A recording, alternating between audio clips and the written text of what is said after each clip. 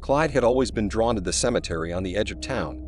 It wasn't just the solitude or the eeriness that attracted him, but the sense of history and the untold stories buried beneath the weathered tombstones. He often found himself wandering through the graves, especially during twilight when the shadows lengthened and the air grew colder. One evening, as the sun dipped below the horizon and the cemetery fell into darkness, Clyde noticed a fresh grave that hadn't been there the day before. The headstone was unmarked, and the earth was still loose. His curiosity piqued. He decided to investigate further the next day. The following afternoon, Clyde returned to the cemetery with a small shovel and a flashlight. He waited until dusk before approaching the fresh grave. Digging carefully, he unearthed a small ornate box buried just below the surface. The box was old and intricately carved, with a heavy lock securing it shut. Clyde's heart raced as he examined the box under the fading light. He decided to take it home, hoping to find a way to open it and discover what secrets it held. Once home, he spent hours trying to pick the lock, but it wouldn't budge. Frustrated but undeterred, he eventually fell asleep with the box still on his desk. That night, Clyde had a vivid dream. He found himself standing in the cemetery, surrounded by graves that seemed to stretch infinitely in all directions.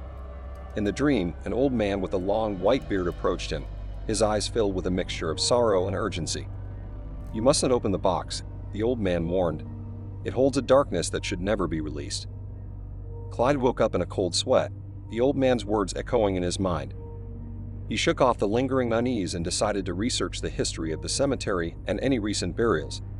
His search led him to the town's historical archives, where he discovered something unsettling. The fresh grave belonged to a man named Samuel Archer, a reclusive historian who would disappear under mysterious circumstances.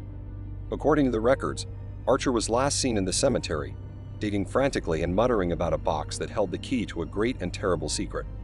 Clyde's heart pounded as he read through the old newspapers and police reports. It seemed that Archer had been obsessed with finding the box, convinced that it contained evidence of a dark chapter in the town's history. The more Clyde learned, the more he felt a growing sense of dread. He decided to visit Archer's house, now abandoned and decaying, hoping to find more clues. Breaking into the house wasn't difficult. The door hung loosely on its hinges, and the interior was a mess of dust and cobwebs. Clyde searched through piles of old papers and books, trying to piece together Archer's research. Among the clutter, he found a journal filled with cryptic notes and drawings.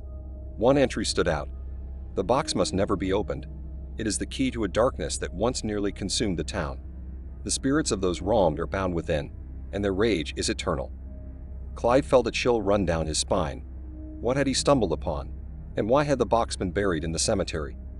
As he pondered these questions, he heard a noise from upstairs, a faint creaking, like footsteps on old floorboards. His pulse quickened, but his curiosity won out over his fear. He climbed the stairs, flashlight in hand, and followed the sound to a small, cluttered study. There in the dim light, he saw a figure hunched over a desk, scribbling furiously in a notebook. "Hello," Clyde called out, his voice trembling. The figure turned slowly, revealing a gaunt face with hollow eyes. It was Samuel Archer. The historian's ghostly form stared at Clyde, a look of desperation etched across his features. "You found the box," Archer said in a hoarse whisper. "You must destroy it, before it's too late." Clyde stood frozen, his mind racing. The ghost of Samuel Archer was imploring him to destroy the box. But how? And what exactly would he be unleashing if he did? Before Clyde could ask any questions, Archer's ghostly form began to fade. "Destroy it," the historian repeated, his voice growing fainter. The darkness must not be freed. And then he was gone, leaving Clyde alone in the musty old house. Shaking, Clyde hurried back home, clutching the box tightly. He had no idea how to destroy it, but he knew he had to try. The weight of the town's history, and its potential future, rested on his shoulders. Back in his apartment, Clyde placed the box on his kitchen table and stared at it, pondering his next move. He decided to call his friend Alex, who had a knack for solving puzzles and a fascination with the occult. Alex arrived within the hour, bringing with him an array of tools and books on supernatural artifacts. "This is incredible," Alex said, examining the box. "I've never seen anything like it, but if the ghost of Samuel Archer told you to destroy it, we'd better figure out how." They spent the next few hours poring over books and trying different methods to break the box open. Nothing worked. As midnight approached, they were both exhausted and frustrated. Clyde slumped in his chair, feeling the weight of the task ahead. Just as they were about to give up, Alex found a passage in one of his books that described a ritual for destroying cursed objects. It required a specific incantation and a silver dagger, items Alex fortunately had in his collection. They set up a makeshift altar in Clyde's living room, placing the box in the center. Alex lit candles and began chanting the incantation while Clyde held a dagger, waiting for the right moment. As the chant reached its climax, Clyde plunged the dagger into the box. There was a blinding flash of light, and a deafening roar filled the room. Clyde and Alex were thrown backward, and the box shattered into pieces. For a moment, everything was still. Then a cold wind swept through the apartment, and Clyde heard the whispers of countless voices. The spirits trapped within the box were free, but instead of wreaking havoc, they seemed to be moving on, finally at peace. Clyde and Alex lay on the floor, catching their breath. "We did it," Alex said, his voice shaky. "We actually did it." Clyde nodded, feeling a strange mix of relief and sorrow. The box was destroyed, and the darkness was gone. But the secrets of the town's past, the stories of those wronged and lost, would linger in his mind forever.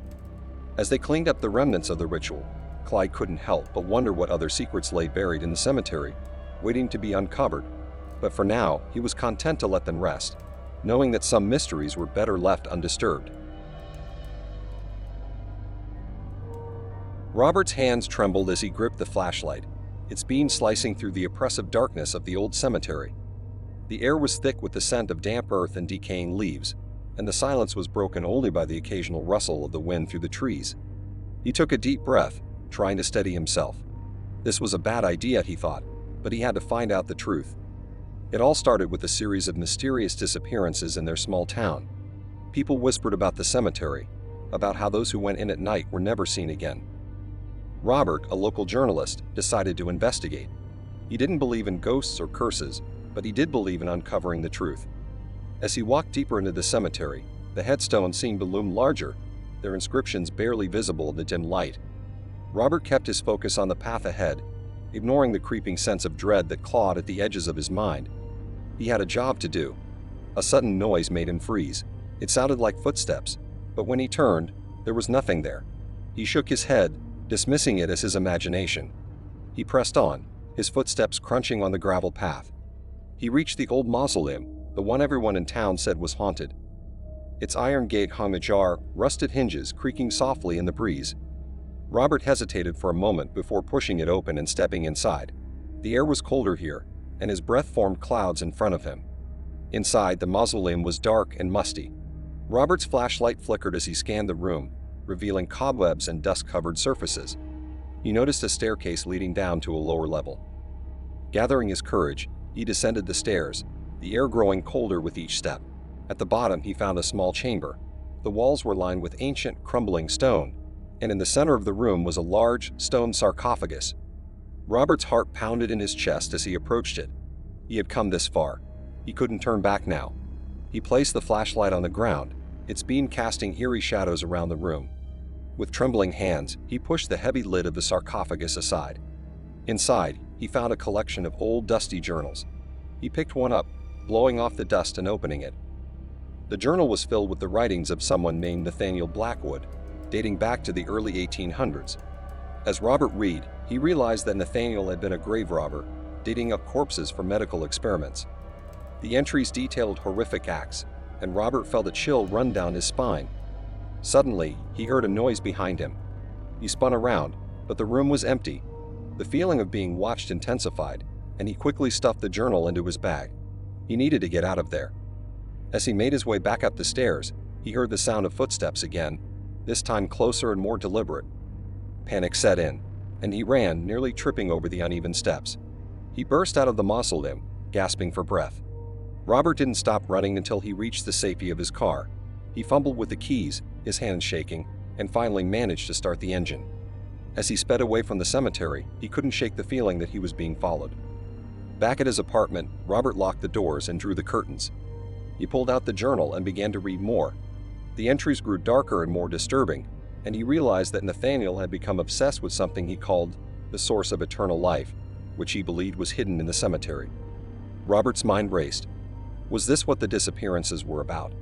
Had someone else found the journals and decided to continue Nathaniel's twisted work? He knew he had to find out, but the thought of returning to the cemetery filled him with dread. He barely slept that night, his dreams haunted by visions of the mausoleum and the eerie footsteps. When morning came, he felt no relief. He had to go back. He had to uncover the truth, no matter the cost. Robert spent the day researching Nathaniel Blackwood, uncovering more about his life and his macabre experiments. The more he learned, the more he was convinced that the old journals held the key to the recent disappearances. He contacted a friend, Sarah, a historian with a penchant for the occult, hoping she could help him decipher some of the more cryptic entries. "You're not seriously thinking about going back there, are you?" Sarah asked, her voice filled with concern as they sat in Robert's apartment, poring over the journals. "I have to," Robert replied. "Something is happening in that cemetery, and I need to find out what." Sarah sighed, looking at the dark circles under Robert's eyes. "At least let me come with you. This isn't something you should do alone." Reluctantly, Robert agreed. They made a plan to return to the cemetery that night, armed with flashlights, cameras, and a sense of determination. As the sun set, casting long shadows across the town, they drove back to the cemetery, the sense of foreboding growing with each passing mile. They arrived at the cemetery gate, the same eerie silence greeting them. Robert led the way, retracing his steps to the mausoleum. The iron gate creaked as they entered, and the chill in the air seemed even more pronounced than before.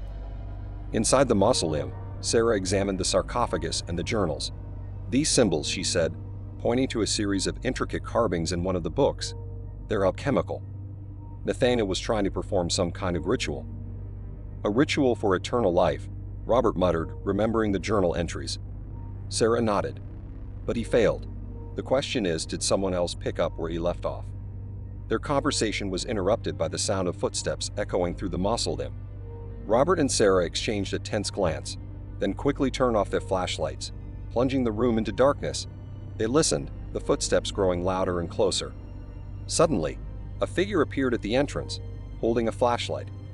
Robert recognized him as Mark, a local man who had recently moved to the town. Mark's face was pale, his eyes wide with fear. "Robert? Sarah?" Mark's voice trembled. "What are you doing here?" "We could ask you the same thing," Robert replied, stepping forward. "Why are you here?" Mark's expression changed from fear to desperation. "You have to leave. Now, they're coming." "Who?" Sarah asked, her voice steady despite the tension in the air. "The ones who took them," Mark said, his voice barely above a whisper. "The ones who are continuing Nathaniel's work. They call themselves the Keepers." Before Robert could ask more, they heard more footsteps, this time from multiple directions.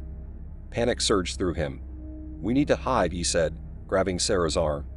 They hurried down the stairs to the chamber below, Mark following close behind. They hid behind the sarcophagus, their breaths shallow and hearts pounding.